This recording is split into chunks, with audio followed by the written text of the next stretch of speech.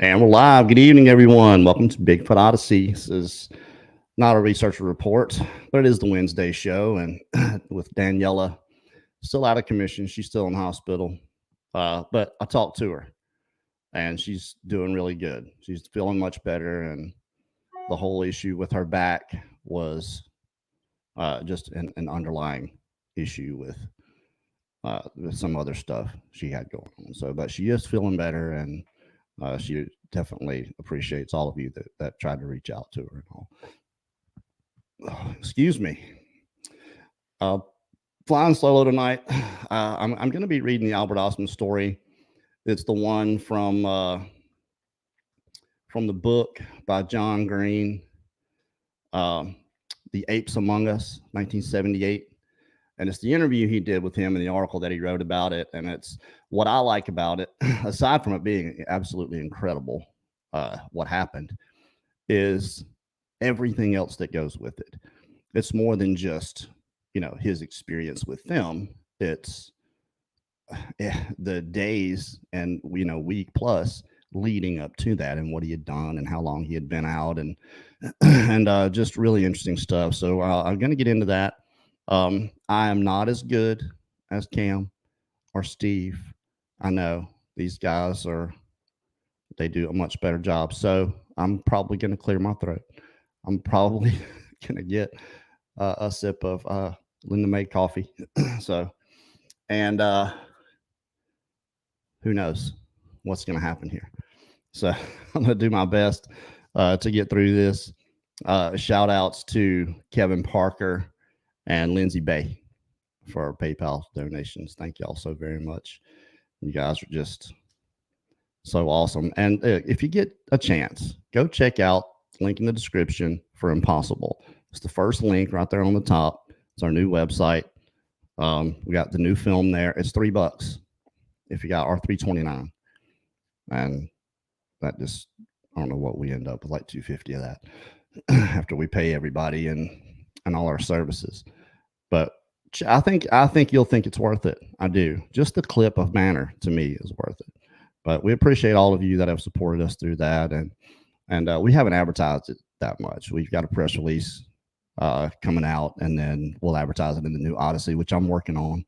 Mark's already gone to work on Pam and Paul's investigation, and as soon as I get the Crypto Reality Odyssey complete, it's getting there.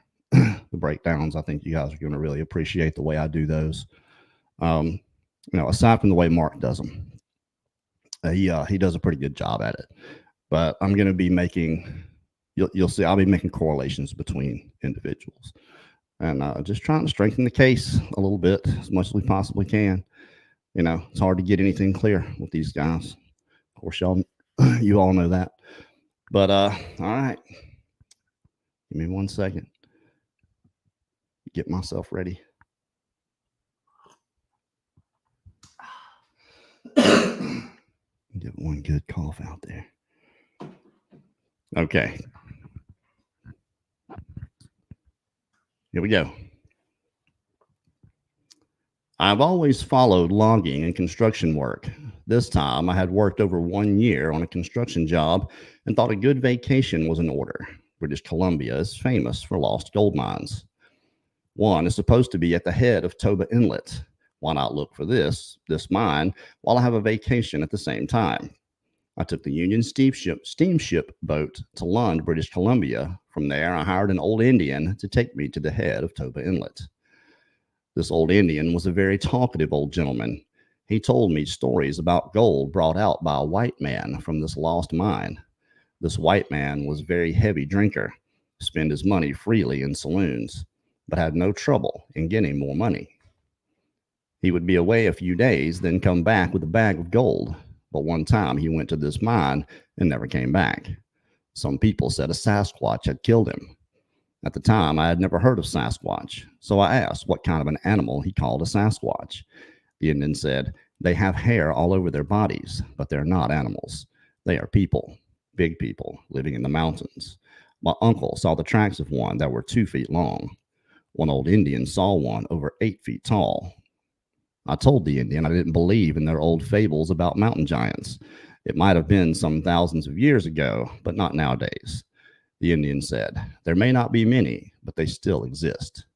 We arrived at the head of the inlet about 4 p.m. I made camp at the mouth of the creek. The Indian had supper with me, and I told him to look out for me in about 3 weeks. Okay. I told him to look out for me in about 3 weeks. I mean, 18 to 24 days, just be here. Okay. About 3 weeks. I would be camping at the same spots when I came back. Next morning, I took my rifle with me, but left my equipment at the camp. I decided to look around for some deer trail to lead me up into the mountains. On the way up the inlet, I had seen a pass in the mountain that I wanted to go through to see what was on the other side. I spent most of the afternoon looking for a trail, but found none, except for a hogback running down to the beach. So I swamped out the trail from there, got back to my camp around 3 p.m. that afternoon, and made up my pack to be ready in the morning. My equipment consisted of one 30-30 Winchester rifle. I had a special homemade prospecting pick, axe on one end, pick on the other. I had a leather case for this pick, which fastened to my belt. Also, my sheath knife. The storekeeper at Lund was so cooperative. He gave me some cans for my sugar, salt, and matches to keep them dry. My grub consisted mostly of canned stuff, except for a side of bacon, a big bag of beans, 4 pounds of prunes, and 6 packets of macaroni, cheese, 3 pounds of pancake flour, and 6 packets of Rye King hardtack, 3 rolls of snuff, 1 quart sealer of butter, and 2 1-pound cans of milk. I had 2 boxes of shells for my rifle. The storekeeper gave me a biscuit tin. Could you imagine? This is what they had to do to survive in 1924. It's not 98 years ago, I guess, but still not that long ago. This is how people were living and surviving out in the woods. They would just get a bunch of stuff, put it on their pack horse or mule, and go live for a few weeks, live off the land. It was yeah, let's have some millennials try that nowadays. The storekeeper gave me a biscuit tin. I put a few things in that and cached it under a windfall so I would have it when I got back here waiting for a boat to bring me out. My sleeping bag I rolled up and tied on top of my pack sack, together with my ground sheet, small frying pan, and 1 aluminum pot that held about a gallon. As my canned food was used, I would get plenty of empty cans to cook with. The following morning, I had an early breakfast, made up my pack, and started up the hog bag. My pack must have been at least 80 pounds, besides my rifle.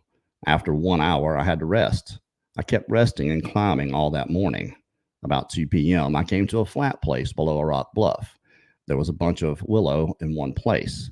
I made a wooden spade and started digging for water. About a foot down, I got seepings of water, so I decided to camp here for the night and scout around for the best way to get on from here.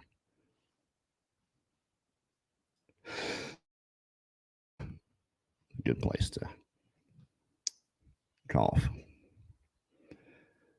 I must have been up near 1,000 feet. There was a most beautiful view of the islands in the strait, tugboats with log booms and fishing boats going in all directions. A lovely spot. I spent the following day prospecting around, but no sign of minerals. I found a deer trail leading toward the pass that I had seen on my way up the inlet. The following morning, I started out early while it was cool. It was steep climbing with my heavy pack. After a 3 hours climb, I was tired and stopped to rest. On the other side of a ravine from where I was resting was a yellow spot below some small trees. I moved over there and started digging for water. I found a small spring and made a small trough from cedar bark and got a small amount of water, had my lunch, and rested there till evening. I made it over the pass late that night. Now I had downhill and good going, but I was hungry and tired, so I camped at the first bunch of trees I came to. I was trying to size up the terrain, what direction I would take from there. Toward west would lead to low land and some other inlet, so I decided to go in a northeast direction. Had good going and slight downhill all day. I must have made 10 miles when I came to a small spring and a big black hemlock tree. This was a lovely campsite. I spent 2 days here just resting and prospecting. The first night here, I shot a small deer. 2 days later, I found an exceptionally good campsite. Well, the campsites just keep getting better and better, don't they? He finds the best one. It was two good-sized cypress trees growing close together and near a rock wall that a nice spring just below these trees. I intended to make this my permanent camp. I cut lots of bush until he finds a better camp. I cut lots of brush for my bed between the trees. I rigged up a pole from the rock wall to hang my pack sack on, and I arranged some flat rocks for my fireplace for cooking. I had a really classy setup, and that is when things began to happen. I'm a heavy sleeper. Not much disturbs me after I go to sleep, especially on a good bed like I have now. It's a good bed. A bunch of branches and limbs and leaves packed up between two cypress trees. Yeah, I'll sleep like a log, literally, tonight. All right. Good bed like I had now. Next morning, I noticed things had been disturbed during the night, but nothing missing that I could see. I roasted my grouse on a stick for breakfast. That night, I filled up the magazine of my rifle. I still had one full box of 20 shells and 6 shells in my coat pocket. That night, I laid my rifle under the edge of my sleeping bag. I thought a porcupine had visited me the night before, and porkies like leather, so I put my shoes in the bottom of the sleeping bag. Next morning, my pack had been emptied out. Someone had turned the sack upside down. It was still hanging on the pole from the shoulder straps as I hung it up. Then I noticed 1/2 pound package of prunes was missing. Also, my pancake flour was missing, but my salt bag was not touched. Porkies always look for salt, so I decided it must be something else than porkies. I looked for tracks but found none. I did not think it was a bear. They always tear up and make a mess of things. I kept close to camp these days in case the visitor would come back. I climbed up on a big rock where I had a good view of the camp, but nothing showed up. I was hoping it would be a porky, so I would get a good porky stew. Of course, you gotta have porky stew. These visits had now been going on for 3 nights. This night it was cloudy and looked like it might rain. Excuse me. I took special notice. I found everything was arranged. I closed my pack sack. I did not undress, only took off my shoes, put them in the bottom of my sleeping bag. I drove my prospecting pick into one of the cypress trees so I could reach it from my bed. I also put the rifle alongside me, inside my sleeping bag. I fully intended to stay awake all night to find out who my visitor was, but I must have fallen asleep. I was awakened by something picking me up. I was half asleep, and at first I did not remember where I was. As I began to get my wits together, I remembered I was on this prospecting trip and in my sleeping bag. My first thought was it must be a snowslide, but there was no snow around my camp. Then it felt like I was tossed on horseback, but I could feel whoever was walking. Hold on.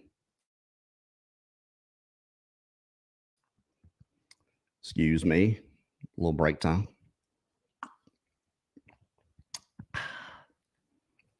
Okay. I tried to reason out what kind of animal this could be. I tried to get at my sheath knife and cut my way out, but I was in almost sitting position and the knife was under me. I could not get a hold of it, but the rifle was in front of me. I had a good hold of that and had no intention of letting go of it. At times, I could feel my pack sack touching me and could feel the cans and sacks touching my back. Are you laughing in there? Linda's listening.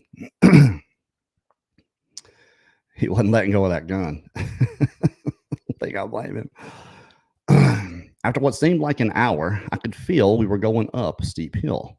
I could feel myself rise for every step. What was carrying me was breathing hard and sometimes gave a slight cough. Now I knew this must be one of the mountain Sasquatch giants the Indian told me about. I was in a very uncomfortable position, unable to move. I was sitting on my feet, and one of the boots in the bottom of the bag was crossways with the hobnail sole up across my foot. You know, it hurt terribly, but I could not move. It was very hot inside. It was lucky for me the fellow's hand was not big enough to close up the whole bag when he picked me up. There was a small opening at the top, otherwise I would have choked to death. Now he was going downhill. I could feel myself touching the ground at times, and at one time he dragged me behind him, and I could feel he was below me. Then he seemed to get on level ground and was going at a trot for a long time. By this time, I had cramps in my legs. This pain was terrible. I was wishing he would get to his destination soon. I could not stand this type of transportation much longer. Now he was going uphill again. It did not hurt me so bad. I tried to estimate distance and directions. As near as I could guess, we were about 3 hours traveling. I had no idea when he started as I was asleep when he picked me up. Finally, he stopped and let me down. Then he dropped my pack sack. I could hear the cans rattle. Then I hear chatter, some kind of talk I did not understand. The ground was sloping, so when he let go of my sleeping bag, I rolled downhill. I got my head out and got some air. I tried to straighten my legs and crawl out, but my legs were numb. It was still dark. I could not see what my captors looked like. I tried to massage my legs and get some life in them and get my shoes on. I could hear now it was at least 4 of them. They were standing around me and continuously chattering. I had never heard of Sasquatch before the Indian told me about them, but I knew I was right among them. But how do I get away from them was the other question. I got to see the outline of them now, and as it began to get lighter, though the sky was cloudy and it looked like rain. In fact, there was a slight sprinkle. I now had circulation in my legs, but my foot was very sore on top where it had been resting on my hobnail boot. I got my boots out from the sleeping bag and tried to stand up. I found that I was wobbly on my feet, but I had a good hold of my rifle. I asked, "What you fellows want with me?" Only more chatter. It was getting lighter now, and I could see them quite clearly. I could make out forms of 4 people, 2 big and 2 little ones. All right, hold on one second.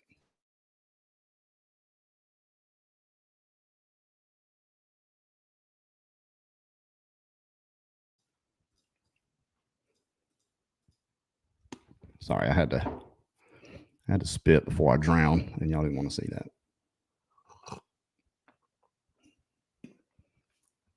All right, I'll start that paragraph back over. It was getting lighter now, and I could see them quite clearly. I could make out forms of 4 people, 2 big and 2 little ones. They were all covered with hair and no clothes on at all. I could now make out mountains all around me. I looked at my watch. It was 4:25 a.m. It was getting lighter now, and I could see the people clearly. They looked like a family: old man, old lady, and 2 young ones, a boy and a girl. The boy and the girl seemed to be scared of me. The old lady did not seem too pleased about what the old man dragged home, but the old man was waving his arms and telling them all what he had in mind. They all left me then. I had my compass and my prospecting glass on strings around my neck, the compass in my left hand shirt pocket, and my glass in my right hand pocket. One tried to reason. There's a 1 there, it's supposed to be an I. I tried to reason our location and where I was.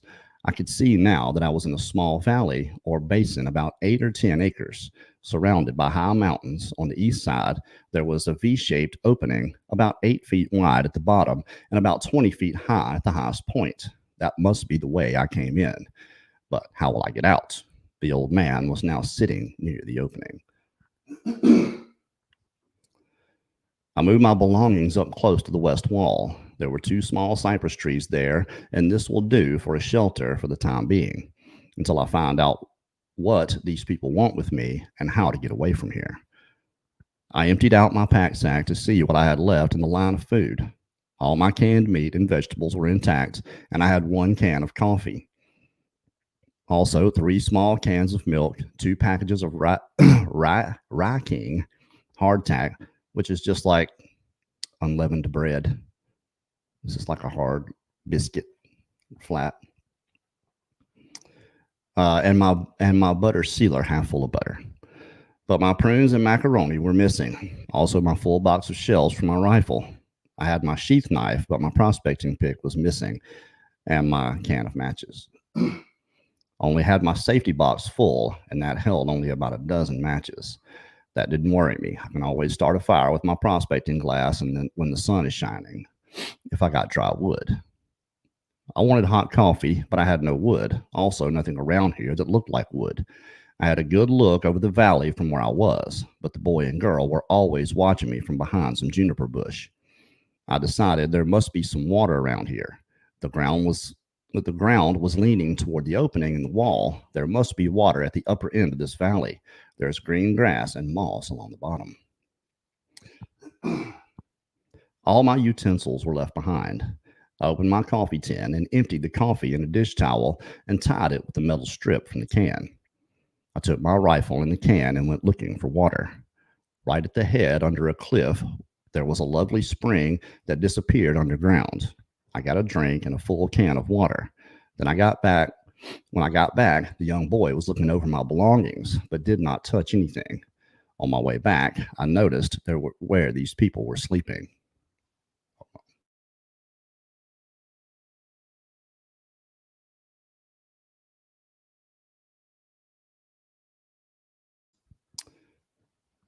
So far, so good.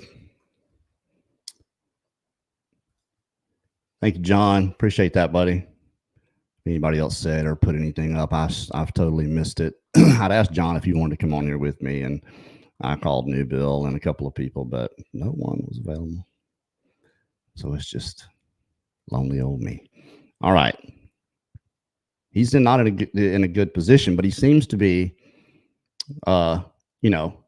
he's at least in survival spirits. And when it comes to stories like this and when things happen to you like this, it's always the way you recall it happening. It may not be actually what happened, just the way you remember it, which is all we have. But there's some good stuff about this at the end we'll get to. All right. On my way back, I noticed where these people were sleeping. On the east side wall of this valley was a shelf in the mountainside with an overhanging rock, looking something like a big undercut in a big tree, about 10 feet deep and 30 feet wide. The floor was covered with lots of dry moss, and they had some kind of blankets woven of narrow strips of cedar bark, packed with the dry moss. They looked very practical and warm, with no need of washing. The first day, not much happened. I had to eat my food cold. The young fellow was coming nearer me, and seemed curious about me. My one snuff box was empty, so I rolled it toward him. When he saw it coming, he sprang up as quick as a cat and grabbed it. He went over to his sister and showed her. They found out how to open and close it. They spent a long time playing with it. Then he trotted over to the old man and showed him. They had a long chatter. Next morning, I made up my mind to leave this place. If I had to shoot my way out. I could not stay much longer. I had only enough grub to last me until I got back to Toba Inlet. I did not know the direction, but I would go downhill and I would come out near civilization someplace. I rolled up my sleeping bag, put that aside my pack sack, packed a few cans I had, swung the sack on my back, injected the shell into the barrel of my rifle. He's just now doing that? You're just now putting a shell in the rifle, homie? Okay. Like a movie. Time to go. After they've shot 6 times. I injected a shell in the barrel of my rifle and started for the opening in the wall. The old man got up, held up his hands as though he would push me back. I pointed to the opening. I wanted to go out, but he stood there pushing toward me and said something that sounded like soka, soka. It's amazing that he remembered all this stuff.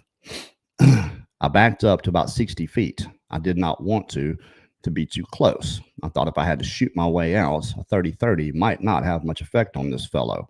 It might make him mad. I only had 6 shells, so I decided to wait. There must be a better way than killing him in order to get out of here. I went back to my campsite to figure out some other way to get out. Excuse me. I could make friends with the young fellow or the girl. They might help me if I could only talk to them. Then I thought of a fellow who saved himself from a mad bull by blinding him with snuff in his eyes. But how will I get near enough this big fellow to put snuff in his eyes? So I decided next time I give the young fellow my snuff box, I'll leave a few grains of snuff in it. He might give the old man a taste of it.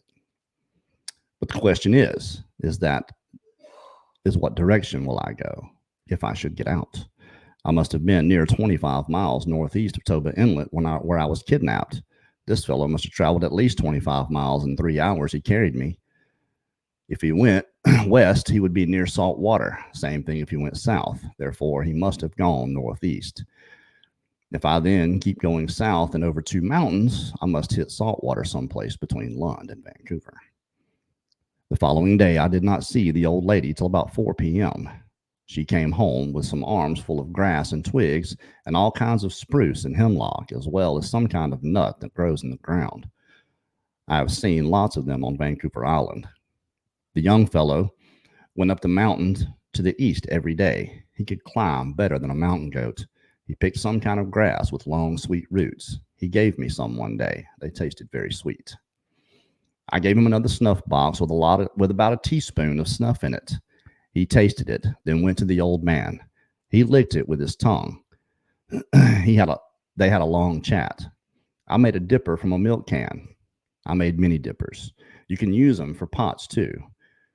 All right, y'all ready for this? You cut 2 slits near the top of any can, then cut a limb from any small tree. Cut down back of the limb down from the stem of the tree, then taper the part you cut from the stem. Then cut a hole in the tapered part, slide the tapered part in the slit you have made in the can, and you have a good handle for your can. You all got that? Can you remember that? I threw one over to the young fellow that was playing near my camp. He picked it up and looked at it. Then he went and told the old man and showed it to him. They had a long chatter. They seem to have long interactions after the young one goes to the father. He's probably getting advice or telling him to leave that thing alone over there. Then he came to me, pointed at the dipper, then at his sister. I could see that he wanted one for her too. I had another peas and carrots, so I made one for his sister. He was standing only 8 feet away from me. When I had made up the dipper, I dipped it in the water and drank from it. He was very pleased, almost smiled at me. Then I took a chew of snuff, smacked my lips, and said, that's good. The young fellow pointed to the old man, said something that sounded like ook. I got the idea that the old man liked snuff, and the young fellow wanted a box for the old man. I shook my head. I motioned with my hands for the old man to come to me. I do not think the young fellow understood what I meant. He went to his sister and gave her the dipper I made for her. They did not come near me again that day. I had now been here 6 days, but I was sure I was making progress.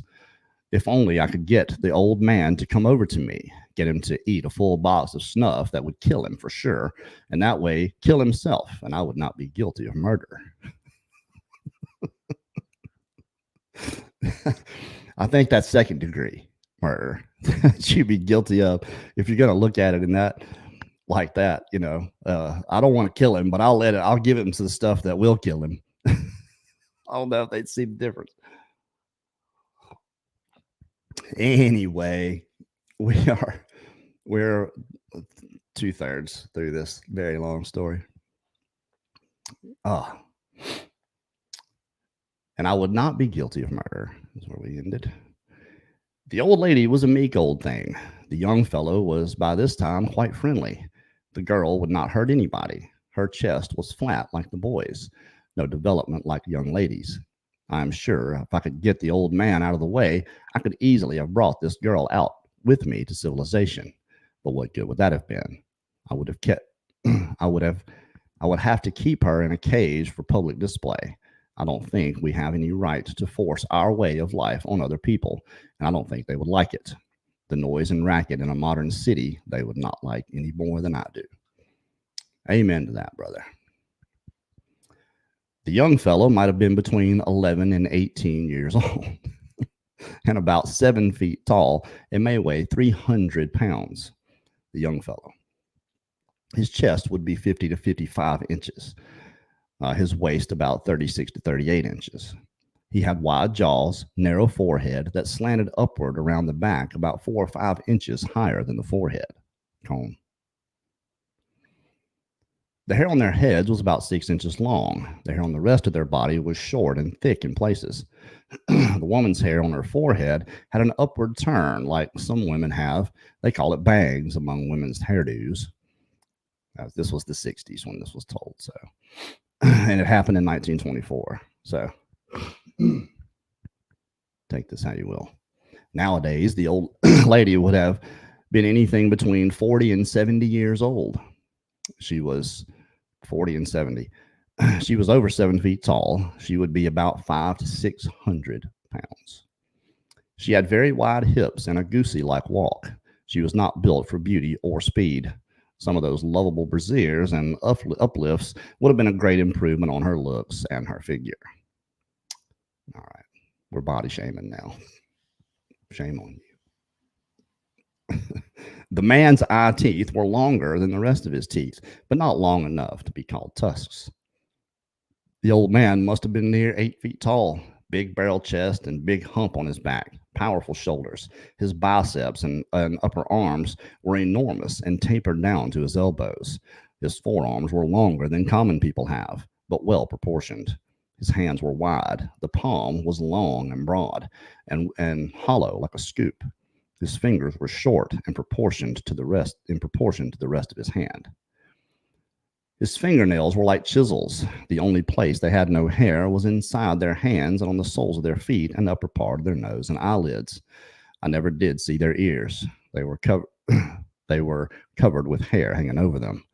If the old man were to wear a collar, it would have to be at least 30 inches. I have no idea what size shoes they would wear. Biggins. Size 30, 40. I was watching the young fellow's foot one day while he was sitting down. The soles of his feet seemed to be padded like a dog's foot, and the big toe was longer than the rest and very strong. In mountain climbing, all he needed was footing for his big toe. They were very agile. To sit down, they turned their knees in and came straight down. They rise, they come straight up without help of hands or arms. I don't think this valley was their permanent home. He has weird segues in this, from that was how this went. Yeah. To sit down, they turned their knees out and came straight down. To rise, they came straight up without help of hands or arms. I don't think this valley was their permanent home. Weird transition there. I think they moved from place to place as food is available in different localities. They might eat meat, but I never saw them eat meat or do any cooking. I think this was probably a stopover place, and the plants with sweet roots on the mountainside have been in season this time of year. They seem to be most interested in them. The roots have a very sweet and satisfying taste. They always seemed to do everything for a reason, wasted no time on anything they did not need. When they were not looking for food, the old man and old lady were resting, but the boy and the girl were always climbing something or some other exercise. A favorite position was to take a hold of his feet with his hands and balance on his rump, then bounce forward. The idea seemed to be to see how far he could go without his feet or hands touching the ground. Sometimes he made 20 feet. Wow. But what do they want with me? They must understand I can't stay here indefinitely. I will soon have to make a break for freedom. Not that I was mistreated in any way. One consolation was that the old man was coming closer each day and was very interested in my snuff, watching me when I take a pinch of snuff. He seems to think it useless to only put in one side of my lips, on the inside of my lips. One morning after I had my breakfast, both the old man and the boy came to sit down only 10 feet away from me. This morning I made coffee. I have saved up all the dry branches I found and had some dry moss, and I used all the labels from the cans to start a fire. I got my coffee pot boiling, and it was strong coffee too, and the aroma from the boiling coffee was what brought them over. I was sitting eating hardtack with plenty of butter on it and sipping coffee, and it sure tasted good. I was smacking my lips, pretending it was better than it really was. I set the can down that was about half full. I intended to warm it up later. I pulled out a box full of snuff, took a big chew. Before I had time to close the box, the old man reached for it. I was afraid he would waste it and only had 2 more boxes. So I held onto the box and intending him to take a pinch like I had just done. I get it, man. I only got 2 boxes of snuff left. Let me get mine right now. Because he knows he's addicted to nicotine. He's going to go insane without it. So I held on to the box, intending him to take a pinch like I had just done. Instead, he grabbed the box and emptied it into his mouth, swallowed it in one gulp. Then he licked the box inside with his tongue. After a few minutes, his eyes began to roll over in his head. He was looking straight up. I could see he was sick. Then he grabbed my coffee can that was quite cold by this time. He emptied that in his mouth, grounds and all. That did no good. He stuck his head between his legs and rolled forward a few times away from me. Then he began to squeal like a stuck pig. I grabbed my rifle. I said to myself, this is it. If he comes for me, I will shoot him plumb between the eyes. But he started for the spring. He wanted water. I packed my sleeping bag in my sack with the few cans I had left. The young fellow ran over to his mother. Then she began to squeal. I started for the opening in the wall, and I just made it. The old lady was right behind me. I fired one shot at the rock over her head. I guess she had never seen a rifle fired before. She turned and ran inside the wall. I injected another shell in the barrel of my rifle and started downhill, looking back over my shoulder ever so often to see if they were coming. I was in a canyon and good traveling, and I made fast time. I must have made 3 miles in some world record time. Oh, I bet you did. I came to a turn in the canyon, and I had the sun on my left, so that meant I was going south, and the canyon turned west.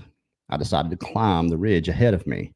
I knew that I must have 2 mountain ridges between me and salt water, and by climbing this ridge, I would have a good view of this canyon, so I could see if the Sasquatch were coming after me. I had a light pack and was making good time up this hill. I stopped soon after to look back to where I came from, but nobody followed me. As I came over the ridge, I could see Mount Baker, and I knew I was going in the right direction. I was hungry and tired. I opened my pack sack to see what I had to eat. I decided to rest here for a while. I had a good view of the mountainside, and if the old man was coming, I had the advantage because I was up above him. Yeah, okay. I got the high ground, Anakin. To get me, he would have to come up a steep hill, and that might not be so easy after stopping a few 30-30 bullets. I had made up my mind this was my last chance, and this would be a fight to the finish. I rested here for 2 hours, and I will rest here for 10 seconds.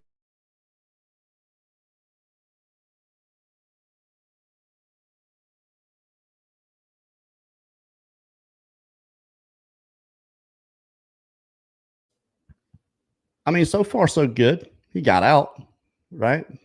But he's he's finally got his bearings, and he's doing his best. I want to say he was 21 years old. I don't really know. So maybe somebody can correct me in the chat or leave a comment. How old was he in 1924? He was in his 60s, I think, when he told this story in the 60s. So I think maybe 24. He was 21 or something. I don't know. Anyway, he rested here for 2 hours. It was 3 p.m. when I started down the mountainside. It was nice going, not too steep and not too much underbrush. When I got near the bottom, I shot a big blue grouse. She was sitting on a windfall looking right at me. Only 100 feet away, I shot her neck right off. Awesome. I made it down the creek at the bottom of the canyon. I felt I was safe now. I made a fire between 2 big boulders, roasted the grouse. Next morning, when I woke up, I was feeling terrible. My feet were sore from dirty socks. My legs were sore. My stomach was upset from that grouse that I ate the night before. I was not too sure I was going to make it up that mountain. I finally made the top, but it took me 6 hours to get there. It was cloudy, visibility about a mile. He gives weather reports and everything along the way. It's just a lot of information here. I knew I had to go downhill. After about 2 hours, I got down to the heavier timber and sat down to rest. I could hear a motor running hard at times, then stop. I listened to this for a while and decided the sound was from a gas donkey. Someone was logging in the neighborhood. I told them I was a prospector and was lost. I did not like to tell them I had been kidnapped by a Sasquatch, as if I told them, they would probably have said he's crazy too. The following day, I went down from this camp on Salmon Arm branch of Sechelt Inlet. From there, I got the Union boat back to Vancouver. That was my last prospecting trip and my only experience with what I know as Sasquatches. I know that in 1924, there were 4 Sasquatch living. It might only be 2 now. The old man and the old lady might be dead by this time. From Sasquatch, The Apes Among Us by John Green, 1978. British Columbia, Canada, Hancock House. Just get it all out there. But, and I wish I had someone here to discuss this with me, but hey, it is what it is. What an incredible story first. And, when John Green took the interview with Albert OSTMAN, he wrote it down exactly the way he told it, and he remembered all those details. Now, OSTMAN took 2 polygraphs and passed them both with all this detail. So why have we not heard more of this? Did this happen more often and people just not say anything? I can imagine people not wanting to say anything about, running into these things. I had been there. What do you say, to someone that's been in the woods their entire life, hunted their whole life? You're going to tell them that there's something out there that's been around them the whole time that they didn't know? Their ego is not going to let it happen. Sorry. Especially, where I'm from, South Mississippi. Yeah, everybody will profess to know everything there is to know about what's in the woods and about them, and they would have noticed. And to me, it's a laughable argument because you don't know what you don't know, right? And as much as that happens in the woods, that probably is nothing that you could point to being a possible Sasquatch. Not to mention, all the times when it's the other way around and it sounds like something else and it actually is them. So what do you say, really? It's not until, say, the last 12 years, maybe not even that long, 10 years, since Sasquatch Chronicles really became the spearhead, I think, for stories to come out. Finding Bigfoot, they did that too, to a degree, before Wes came out with his show. But there are so many now, and I'm glad there are. Everyone needs somewhere to go to get some kind of information on this. We've got to do something to keep this going. If you've even considered doing anything noteworthy at all in the subject, holler at me. I'll help you out any way I possibly can.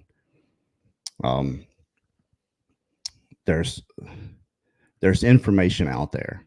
You just have to, and it probably sounds tired for anyone to hear that you should think critically, but it's what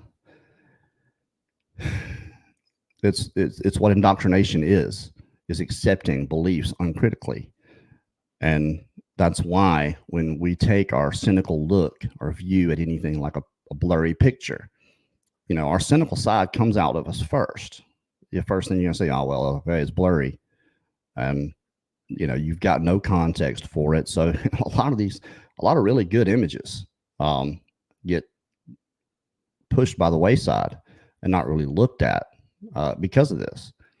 So I would just say to anyone, anyone that's showing a picture, even though if it might be blurry, try to get as much context out of them as you can. And if you're going to post them, try to provide as much as you can, because, aspect ratios are different from, it's hard to know how big something is in a picture without any, outside information coming in about it.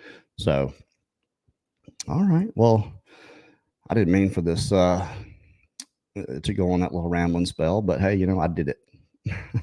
We're here. But yeah, Albert Osman, man, what an incredible story. And there have been a lot of incredible stories that I think shouldn't be so incredible. There should be nothing incredible about this. This should be common knowledge. This should just be like, oh, wow, somebody saw another one. Where was it? We'll get there. I talked to people, talked to a couple today. And I just want to say, if you've emailed me in 2 weeks and I haven't responded to you, I have not looked at my emails. I've got, if you can see, 6. Can you see it? No, y'all can't see that. There's some glare. There it is. I've got 677 emails that I haven't opened. And probably about 100 of those are actual email from people about Bigfoot stuff.